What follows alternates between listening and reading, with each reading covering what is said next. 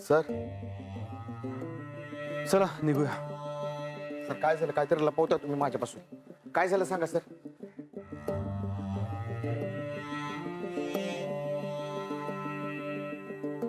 आईला सांगू नका. नेहाच्या घरच्यांनी तिच्यासाठी आज एक नवीन स्थळ आणलं होतं. काय? पण तुमचं तर असं घडलंय आता. म्हणून ती माझा फोन ट्राय करत होती. भांबावून गेली. तिच्या घरच्यांनी हे सगळं असं अचानक ठरवलं. सर आता तुम्हाला काहीतरी फायनल ठरवायलाच पाहिजे बघा.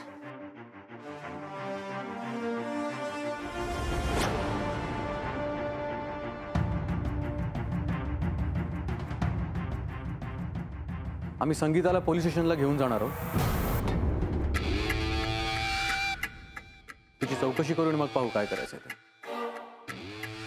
साहेब मी काही नाही केलंय. मला कशासाठी घेऊन जात आहे? सोडा मला. साहेब साहेब प्लीज, मी काही नाही केलंय. हो सुरवे हे चल क्लास ठेव. म्हणे तिचा फोन आपल्याकडे.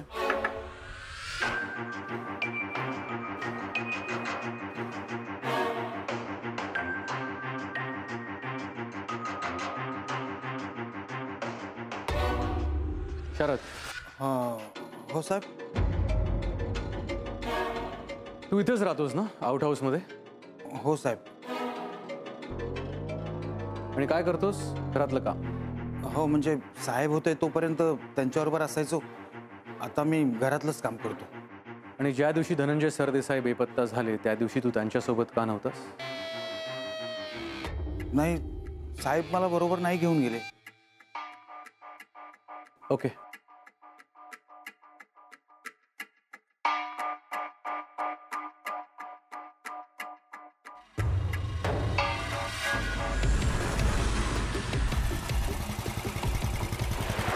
पण आज जो मुलगा आला होता ना तो खूप श्रीमंत होता.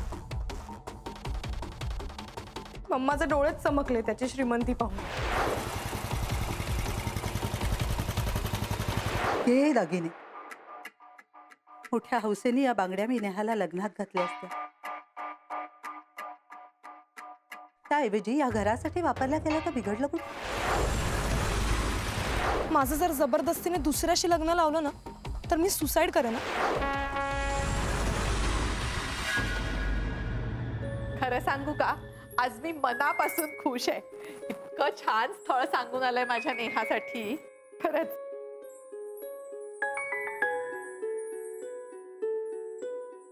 काय हो, चांगला वाटला नाही मुलगा? बरं आहे.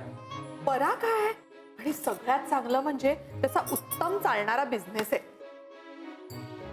मंजुषा, फक्त बिझनेस आहे म्हणजे सगळं आहे असं नाही. नाही काय म्हणताय तुम्ही? अहो या जगात ज्याला चांगला बिझनेस करता येतो ना त्याला मरण नाही. तो स्वतःचं आणि स्वतःच्या बायकोचं कसंही पोट भरू शकतो. कसंही करून ना? मग ते तर अजय करू शकेल. अजय?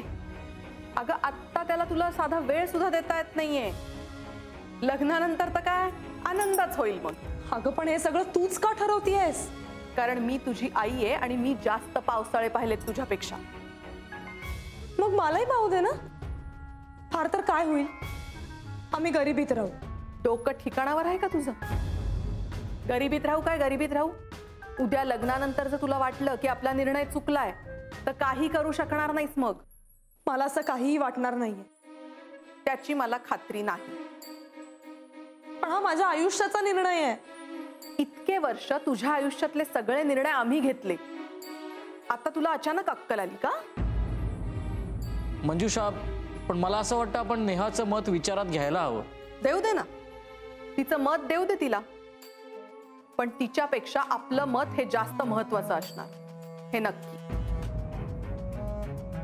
आणि रणजित तिच्यासाठी अगदी योग्य आहे. मी लग्न करेन तर अजयशीच करेन. डोकं फिरल्यासारखं वागू नकोस नेहा. जरा प्रॅक्टिकली विचार कर. केलाय, पण मी अजयशिवाय कोणाशी लग्न नाही करू शकत. नेहा, हा रणजित तुला आयुष्यभर जास्त सुखात ठेवेल बाळा. आत्ता भेटलाय ना तो तुला, लगेच आवडला का? कारण त्याचा चांगला बिझनेस आहे म्हणून? अगं मम्मा, पण तो माणूस म्हणून कसा आहे? त्याचे आणि माझे विचार जुळतायत का काहीच माहिती नाही आपल्याला.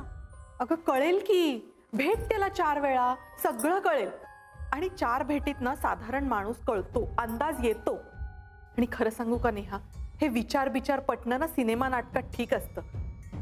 नंतर रोज मन मारून जगावं लागेल ना, तेव्हा कळेल तुला विचार कसं. मग एवढी वर्ष माणसाने चांगलं वागावं, पैशाच्या मागे पडू नये, पैशापेक्षा माणसाचं कर्तृत्व महत्वाचं आहे, ह्या सगळ्या गोष्टी का शिकवल्यास मला? तू असलं काहीही वागत नाहीयेस मम्मा. खोटं बोललीस तू माझ्याशी. सारखं आपलं पैसा पैसा. हा मुलगा आता जितकं कमवतोय ना, तितकं मी आणि अजय तुला कमवून आणून देतो ना. मग घे ना तुला हवा तितका पैसा, मग होईल तुझं समाधान. नेहा, काय चाललंय?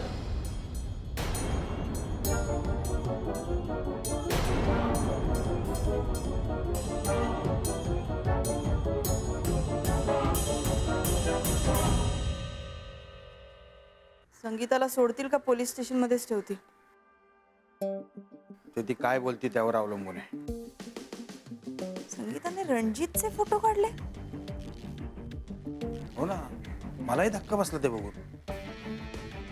तू असायचाच ना सतत तिच्या बरोबर, तुला नाही कळलं कधी? मी कुठे असायचो सतत तिच्याबरोबर? मग राहायचंच ना शरद. तू ते संगीताचा राग माझ्यावर काढू नकोस. हा, राग नाही काढत रे मी. तो फोटो सापडल्यामुळे तोंडावर पडल्याचा फील आहे मला. इतका विचार करू नको, छोटीशी गोष्ट आहे. छोटी गोष्ट आहे म्हणूनच ते अजय ठाकूरने अशी खोदून चौकशी केली का? तो फोटो सापडल्यामुळे त्याला असंच वाटलं असणार ना की या रणजित सारखी, त्या वाघमारे सारखी माणसं माझ्या संपर्कात आहेत म्हणून. वाटू दे की, त्याने काय होणार नाही ग. काय काही नाही होणार आहे. ही माणसं तुझ्या संपर्कात आहे यावरून काहीही सिद्ध होत नाही. हा काय तुझ्या विरुद्धचा पुरावा नाहीये. पण माझ्यावरचा संशय तर वाढेल ना. अरे वाढू दे ना, संशय वाढून काय होणार आहे? तुला सगळं सोपं वाटतंय ना शरद. मग काय करू मी? मला नव्हतं माहिती ती फोटो काढून ठेवते ते. आता काय डोकं आपटून घेऊ? हे बघ, माझं म्हणणं फक्त इतकंच आहे की आपण ना आता जास्त सावध राहायला हवं. एक चूक आपल्याला खूप महागात पडू शकते. कळतंय का मला सगळं? मला तो अजय ठाकूर जाता आता जवळजवळ धमकी देऊन गेला आपल्याला. एक दिवस मोठ्या संकटात सापडाल म्हणे तुम्ही. आता संकटात आपण नाही, तो कसा सापडतो बघतोस त्याच्याकडे. प्लीज तू डोक्यात राग घालून घेऊन काहीही करू नकोस शरद. मी तुला सांगते ना, त्या अजय ठाकूर पेक्षा ना इतरांकडे बघायला हवं आपल्याला. आणि घरात आलेल्या गेलेल्यांचे फोटो काढ, हे काय संगीताचं डोकं नाहीये. इतकी अक्कल तिला कुठे? तिला हे कोणीतरी सांगितलं असणार. आणि दुसरे तिसरे म्हणायला उरलेच किती, गायत्री आणि मीरा. आणि या गायत्री आणि मीराचं तोंड बंद करायला 2 मिनिटं पण लागणार नाहीत मला. पण त्यानंतर तो अजय ठाकूर हात धुवून मागे लागेल आपल्या. त्यापेक्षा त्यालाच उचलायला हवा, म्हणजे प्रश्न कायमचा मिटेल.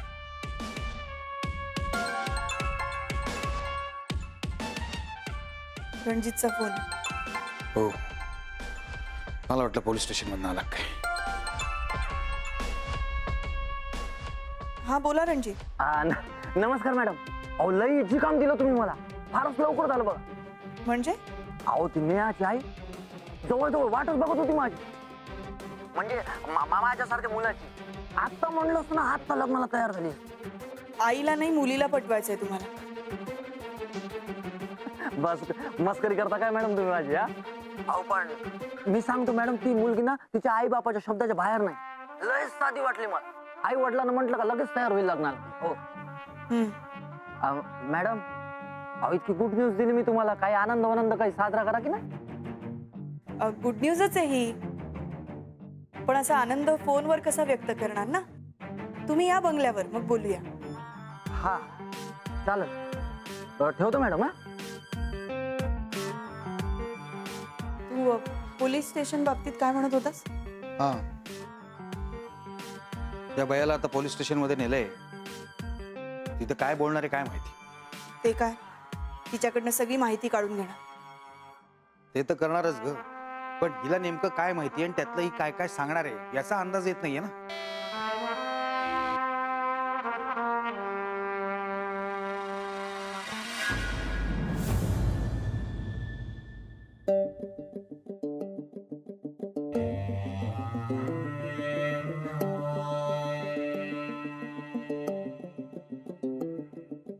चहा घे. नको नको मला. अहो घ्या घ्या घ्या. हे बघ, घाबरू नकोस. आम्ही तुला काही प्रश्न विचारणार आहोत आणि तुला जे काही माहिती आहे ना ते खरं सांगायचं. हो. 5-6 वर्ष झालं तुम्ही सरदेसाईंच्या घरी काम करताय, बरोबर? हो. त्यांच्या घरची माणसं कशी आहेत? सरदेसाई चांगलीच माणसं होती. होती? हा. आता त्या घरात सरदेसाई असं कुणी उरलेलं नाही. हो बाई, काय बोलताय तुम्ही? राणी सरदेसाई आहेत की.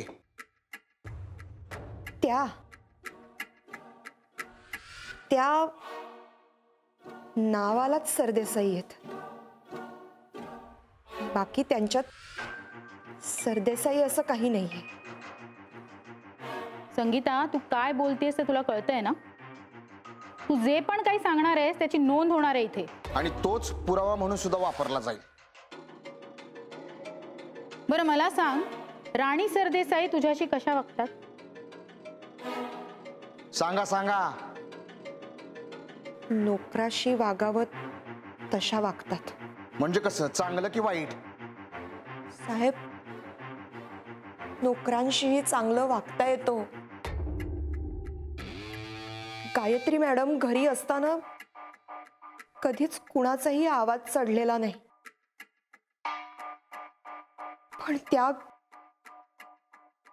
पण त्या गेल्यापासून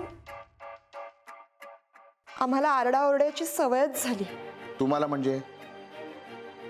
तुम्ही, शरद आणि सगळे बाकीचे?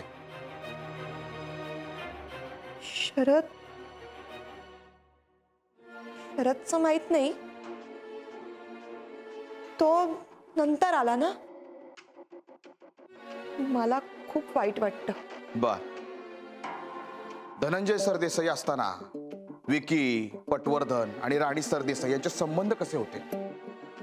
बरे होते. म्हणजे पटवर्धन साहेब चांगलेच वागायचे राणी मॅडमशी.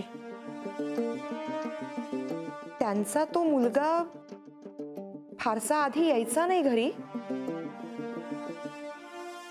साहेब बेपत्ता झाल्यापासून राणी मॅडमकडे त्याचं येणं जाणं वाढलं. अच्छा. कदाचित बिझनेसच्या संदर्भात तो मॅडमला काहीतरी माहिती देत असेल.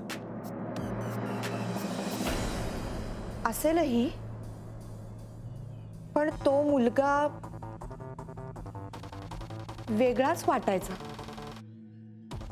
धनंजय साहेबांशी कसे संबंध होते त्याचे? साहेब असताना फारसा घरी यायचाच नाही तो. अच्छा. संगीता मॅडम, राणी मॅडम पाहुण्यांशी किंवा येणाऱ्या जाणाऱ्यांशी जे काही बोलतात ते तुम्ही ऐकत असालच ना? का तेव्हापासूनच चोरून ऐकायची सवय आहे तुला? नाही. पण त्या तर म्हणाल्या मीरा देसाईंना माहिती पुरवत असताना तुम्हाला रेड हँड पकडले त्यांनी. ते मला मीरा मॅडमनी सांगितलं होतं तसं. का? त्यांना राणी मॅडमचं वागणं विचित्र वाटायचं. अच्छा, म्हणजे हे सगळं तू पूर्वीपासून करत होतीस? नाही हो, साहेब आता बेपत्ता झाल्यापासून. म्हणजे तुम्ही साहेब बेपत्ता झाल्यानंतर लोकांचं बोलणं चोरून चोरून ऐकायला लागलात? साहेब, मला हे सगळं आवडत नाही हो. पण इतकी वर्ष इमाने इतबारे सरदेसाईंची चाकरी केली आहे मी. गायत्री मॅडम आणि मीरा मॅडम राणी मॅडम पेक्षा जवळच्या वाटायच्या मला, म्हणून. पण मग मीरा सरदेसाईंनी तुला हे काम का दिलं? शरदला का नाही दिलं? शरद तो खूप नंतर आला ना. त्या दोघींचा त्याच्याशी फारसा संबंधही नाहीये. तिवारी? तिवारी होता आधीपासून, पण तसाही तो बाहेरच असतो ना सारखा. आणि मराठीही फारसं कळत नाही त्याला, म्हणून असेल. मॅडमही कधी सुट्टी देत नाहीत त्याला, म्हणून तो खूप वैतागलेला असणार. आणि तुम्हाला सुट्टी मिळते का? छे, आम्हाला तर सुट्टीचं नाव काढायचीही चोरी होती. कधीतरी मॅडम आज तुम्हाला सुट्टी असं सांगायच्या आणि तेव्हा आम्हाला त्यांनी सुट्टी असं सांगितल्यावर घराबाहेर जावं लागायचं ताबडतोब. एरवी मी त्यांना न सांगता कधीही कुठे जात नाही. शरद मात्र कधी कधी ना वेड्यासारखाच वागतो. म्हणजे तासन तास न सांगता गायबच होतो. गायब असतो? हो. राणी मॅडमना चालतं का ते? त्या चिडतात, बोलतात त्याला. आणि तो ऐकून घेतो? हो. नाही म्हणजे तोही खूप चिडतो. म्हणतो की मी नोकरी सोडून जातो, पण थांबतो शेवटी. राणी मॅडमही हे सगळं कसं काय चालवून घेतात देव जाणे.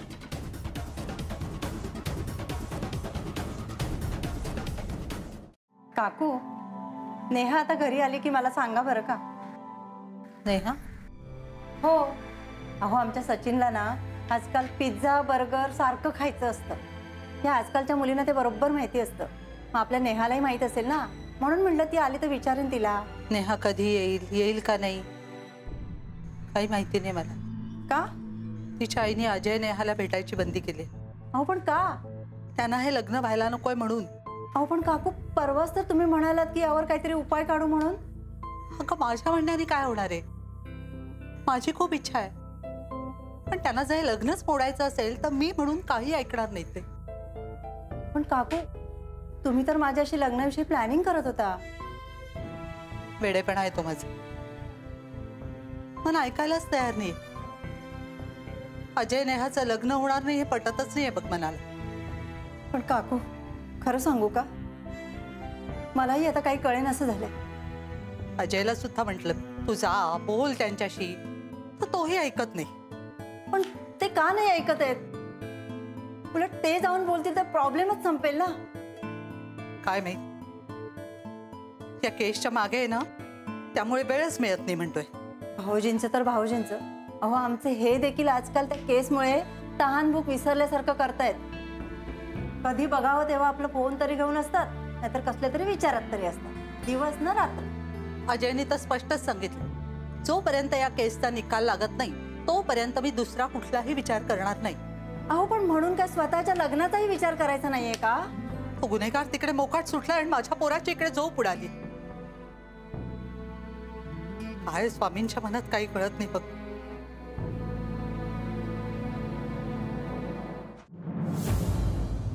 काय चाललंय?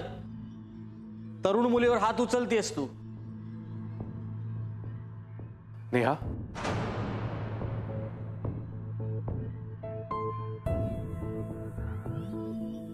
अजय,